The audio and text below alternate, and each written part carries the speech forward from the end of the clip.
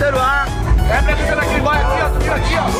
Aqui, ó. Alô. Agora a gente vai lá pro lado de fora tirar o desse cara. Olha o verão, hein?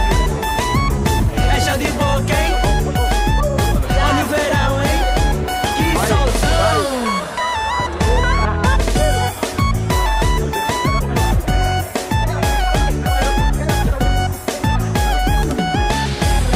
Mete o dedo. Alô, MC Treme.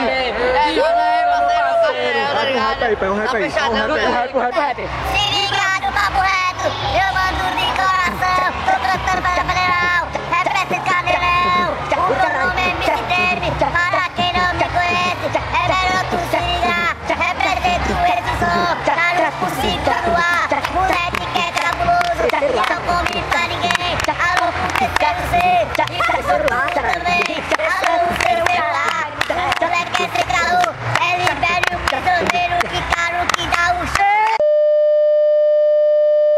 Quando cheguei na boate, me mandaram papo bom que queria me amar quando acabar o show. E quando o show acabou, e papo vai e papo vem, bateu uma vontade forte que ela sentiu também, que queria só um lance e comigo só ficar. Então ela me deu um beijo que foi só pra conversar. Tira logo sua roupinha que o tempo aqui tá curto. Aproveita porque hoje tô desandando tudo. Uma pintada rapidinha só pra tu ver como é. Vai deixar de ser menino e vai ser minha mulher. E o tempo foi passando e já era de manhã. Sabia o que eu falei?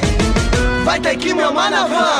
Vai mamar na van novinha, vai mamar na van. Vai mamar na van novinha, vai mamar na van. Vai mamar na van novinha, vai mamar na van. Fazer amor gostosinho às 5 horas da manhã. Vai mamar na van novinha, vai mamar na van. Tem muito ali. Vai pegar. Pega lá e pegue. Pegue lá e pegue. A carinha dele, ó, que bonzinho, não quer biscoito não. Eu sou um cara educado. Educado. Espero que me ofereça. Não é mentira não, você pode